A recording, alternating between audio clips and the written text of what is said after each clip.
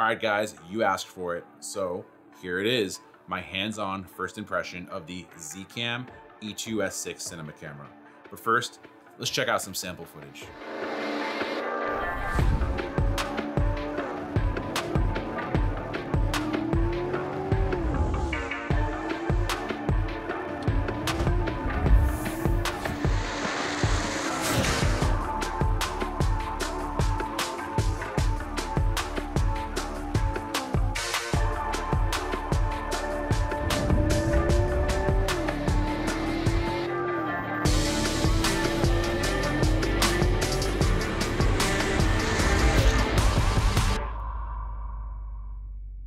With so many amazing new cameras coming out, it's becoming harder and harder for me to decide on a clear-cut upgrade path from my Blackmagic Pocket Cinema 4K. With that being said, many of you guys have asked me if I've considered the Zcam E2S6. And after speaking at length with my buddy Mac Olink about his experiences with the Zcam lineup, I decided that it was time for me to finally dive in and give this camera a shot. Like many of you, I wanted to see what all the hype was about with the Zcam lineup. So I spent about a month with this little guy, gathered my thoughts, did some testing, and filmed a crap load of test footage for you guys. Now, while I do really enjoy doing in-depth camera gear reviews, I do like doing these first impression videos for you guys because it gives me the chance to tell you guys what you can expect as a first-time user of this camera. Now, just like the Red Komodo 6K first impression video, which you can check out right here if you haven't already, I'm gonna be giving you guys some free footage to download that I shot on the E2S6. This way, you can test it out for yourself. You can see if your computer can even handle the footage in the first place, as well as see how far you could push it when you're color grading. Now, here's a quick down and dirty overview of what the Zcam E2S6 is all about. The E2S6 records up to 6K internally. It also records 5K, 4K, and 1080p, of course. The Zcam E2S6 sports a Super 35 sensor with a cinema-style locking lens mount. The Zcam E2S6 allows you to record two different flavors of RAW. The first one being Z-RAW, and that's recorded internally. The second being ProRes RAW, which you would record externally via the Atomos Ninja V recorder. You can also record ProRes in multiple different versions, including ProRes HQ, ProRes 422, ProRes LT, and ProRes Proxy. You can also record internal H.265 as well as H.264. With the Zcam E2S6, you can record internally via CFast card or externally via an SSD via the USB-C port. And in terms of pricing, the Zcam E2S6 comes in at a total of $2,500 US. All right, first up, let's talk about the overall build of the Zcam E2S6. The E2S6 is made of mostly aluminum, meaning it's pretty sturdy. However, it still comes in at only 2.6 pounds thanks to its small form factor. Now, speaking of form factor, the cube form factor of the E2S6 makes rigging the camera extremely easy. Even when fully rigged, the small and compact form factor allows you to keep the camera close to your body when filming handheld shots, giving you more stable footage. Now, speaking of rigging, Condor Blue was kind enough to send me their cage for the E2S6 to try out. So far, I'm pretty fond of this cage, especially the NATO rail top handle, which has a remote record button which plugs into the E2S6 via the LAN-C port. So if you are looking for a cage to rig your E2S6 or E2F6, I highly recommend you guys check out the cage from Condor Blue. I'm gonna put a link to that cage down in the description below. The overall ergonomics of the E2S6 are on point. I absolutely love the way Zcam laid this camera out. Overall, the button locations on the E2S6 do feel very natural. When you're holding the camera in your hands, you see here my thumb is on the whole left side where all the function buttons are. This feels very, very natural overall. But on the top, you have the record button, which your thumb is pretty close to that record button. Then the function buttons as well as the menu buttons are right here on the top, which makes it extremely useful and just natural. In my personal opinion here, I think Zcam knocked it out of the park when it comes to the button location and overall ergonomics of this camera. As is the case with most cube form factor cinema cameras, the E2S6 has a rear I/O. The rear I/O of the Zcam E2S6 consists of a full-size HDMI port, a Wi-Fi antenna port, an Ethernet plug port, as well as a USB-C port to record externally to an SSD, a LEMO power port, 2 control ports, an XLR breakout, which is LEMO not full-size XLR, a LAN-C remote port, as well as an auxiliary 12-volt power output. On top of the camera, you have a menu button, an ISO button, a shutter button, an EV, as well as an OK button. Now, the function button also doubles as the ISO button, and then the shutter and EV buttons are the up and down buttons. One big omission here is that there is no button for aperture. Now, I do understand that all cinema lenses do have manual aperture control, so I can see that being the reason why Zcam left the aperture button off. Without doing any custom mapping of the function buttons on the side, the only way for you to change your aperture on a lens like the Sigma 18-35 is you have to go into the menu here and change it manually. But thankfully you can map it to these amazing function buttons here on the side. Now, speaking of the function buttons, you do have 4 customizable function buttons, as well as a record button here on the bottom, which also doubles as the playback button. Now, I did find that a little bit odd that Zcam decided to put the playback button in the same spot that the power button was. So I'm not sure exactly where they could have put that. Maybe there was an additional button they could have put somewhere else. But overall, I don't think that's too intuitive. If you are not someone who reads the manual, you're not gonna see that right away or understand that. But I pretty much picked up on it pretty quickly. The power button is the playback button. Now, you guys can call me spoiled here, but coming from shooting on a Blackmagic Pocket 4K, I'm used to shooting on a very large screen. Pretty much, this screen is only usable for navigating the menus and changing parameters.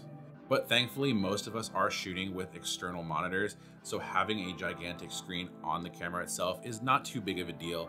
Not to mention that many cinema cameras out there do not have built-in screens in the first place. For example, the only Red cinema camera to have a built-in screen is the Red Komodo. Now on to what I consider one of the most important aspects of any camera, and that's the user interface. When it comes to the user interface, I found the E2S6 to be fairly easy to use. I found the UI to be very clean and well designed, but with some minor quirks. When setting up my shots, I found that I had to go into the recording menu and then back out to the video menu when I wanted to change a specific parameter, for instance, a codec, a resolution, or frame rate.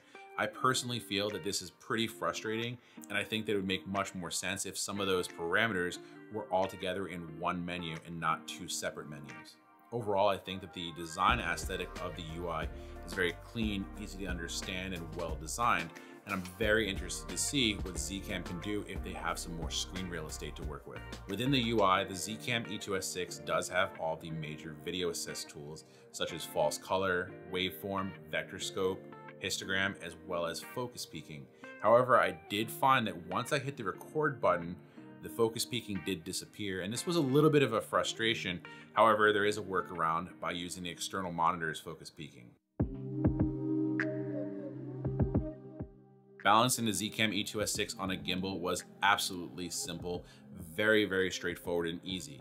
I was able to balance the E2S6 on my Ronin S with a Sigma 18-35 lens with the simple use of a couple counterweights. Thanks to the small form factor, as well as the camera having a little bit of weight to it, I was able to balance the Zcam E2S6 on both of my gimbals, the Ronin S as well as the Movi Pro, very, very easily, even with a heavier lens like the Sigma 18-35. When it came to balancing the E2S6 on my Movi Pro, it didn't pose any problems whatsoever because I was able to slide the camera back pretty far without having to use any counterweights. I even used several accessories on the front of the camera as well as the Sigma 18-35 lens, and overall it was an absolute dream balancing this camera on my Movi Pro. Now, if you're like me and you're coming from a DSLR or mirrorless camera, you're not used to this cinema style locking lens mount. However, the cinema style locking lens mount is stronger and more efficient than that of a DSLR. With the Zcam E2S6, you can purchase different interchangeable lens mounts, including Micro Four Thirds, EF, or PL.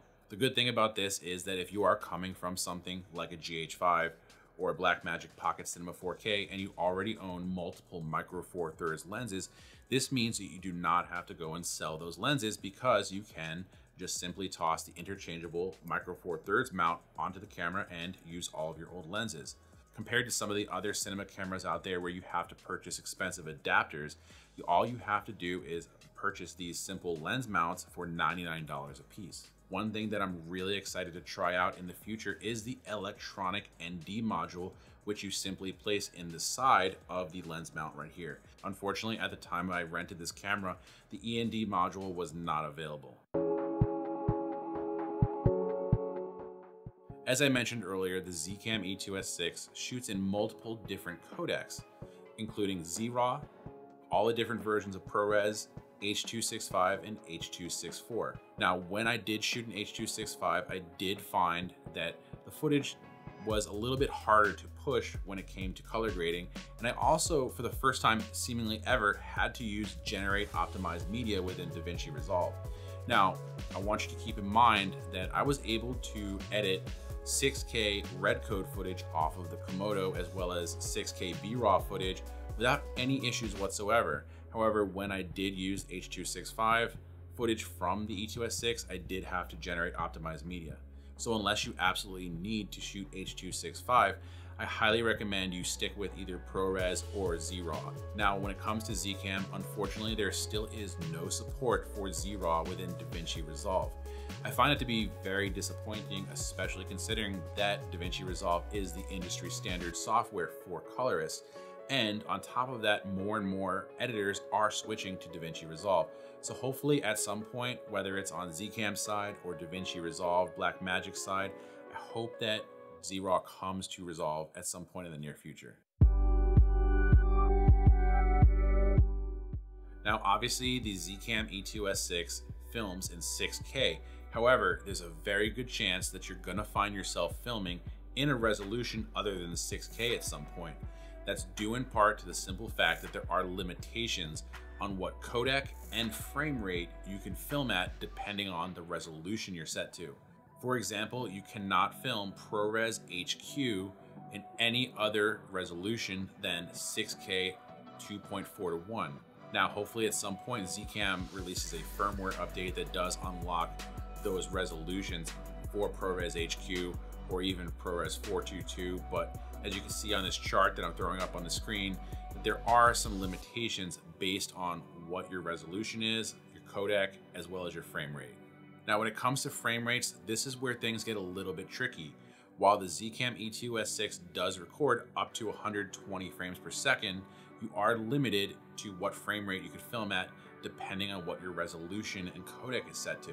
For a first-time Zcam user, this did turn out to be a little bit frustrating, especially when it came to changing my frame rates for a particular shot. Now, remember when I talked about having to switch in and out of the video and record menus? To me, that's absolutely horrible user experience. However, seeing as the Zcam E2S6 does record at such a wide range of frame rates, makes me able to get past that horrible user experience. Now let's talk about the overall look of the footage. Let's put all the specs aside. Let's put all the quirks away. Let's not even talk about any of the features of the camera. Let's just simply talk about the footage.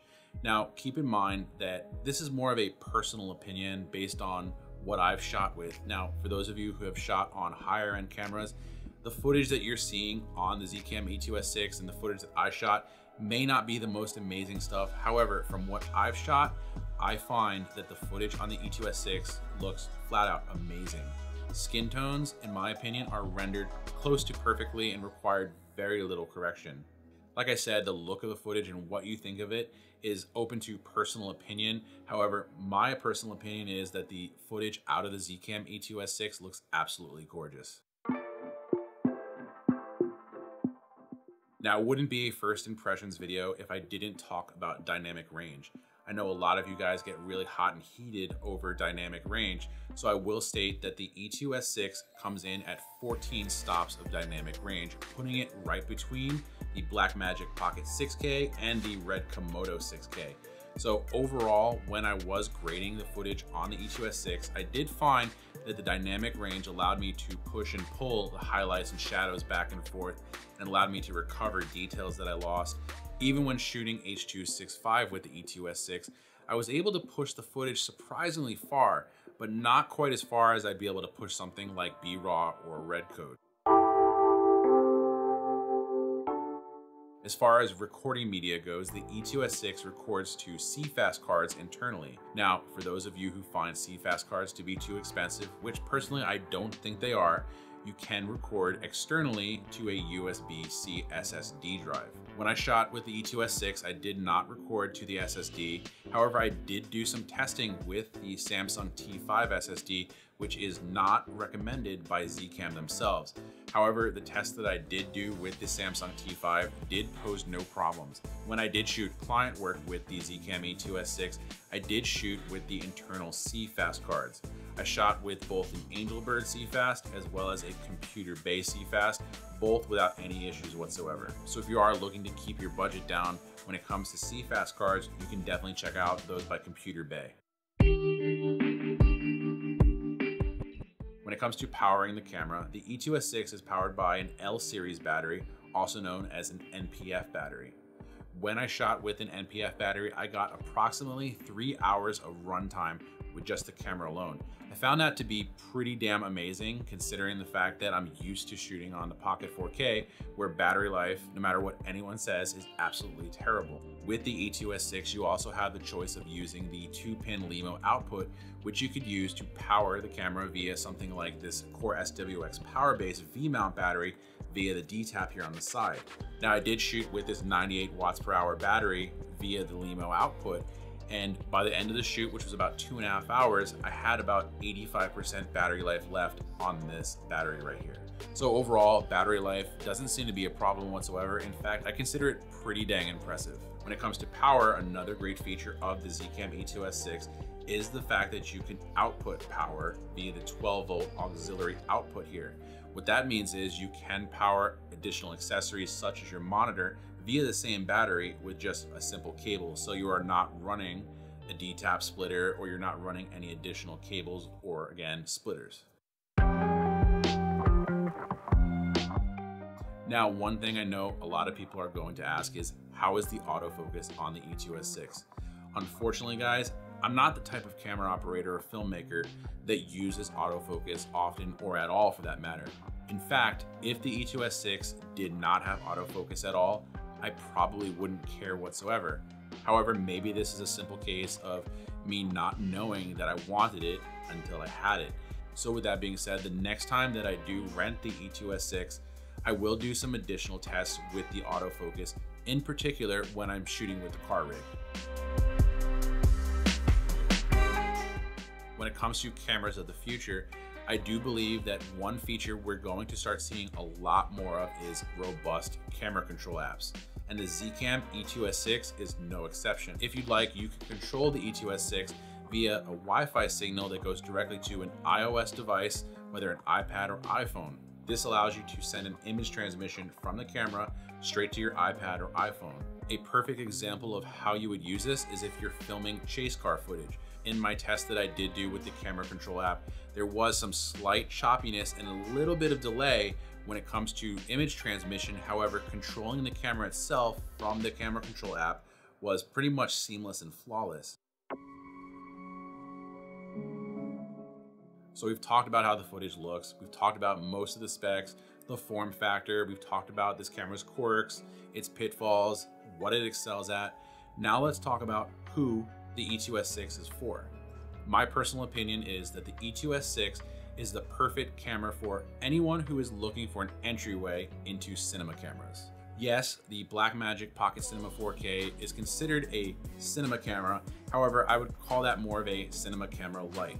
The E2S6, in my opinion, is a step up from the Pocket 4K when it comes to more cinema camera standards. Personally, I feel that the E2S6 is the perfect camera for anyone who wants to dive into entry-level cinema cameras and stay on a budget and take advantage of the amazing form factor, 10-bit codecs, as well as the amazing battery life.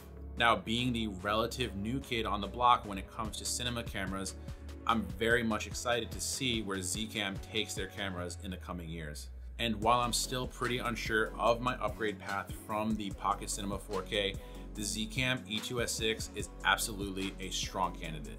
Now, I want to know what you guys think. Is the Zcam E2S6 a candidate for you to upgrade, or are you looking at another camera altogether? Let me know in the comment section below, and I'd also like to invite you to talk about it on my personal Discord channel. You could find a link to the Discord in the description below. If you enjoyed this video, do me a favor, please give it a thumbs up and share it with your friends, share it on social media, and help spread the word about Driven Films. Please consider subscribing to my channel so you don't miss out on any of my future videos.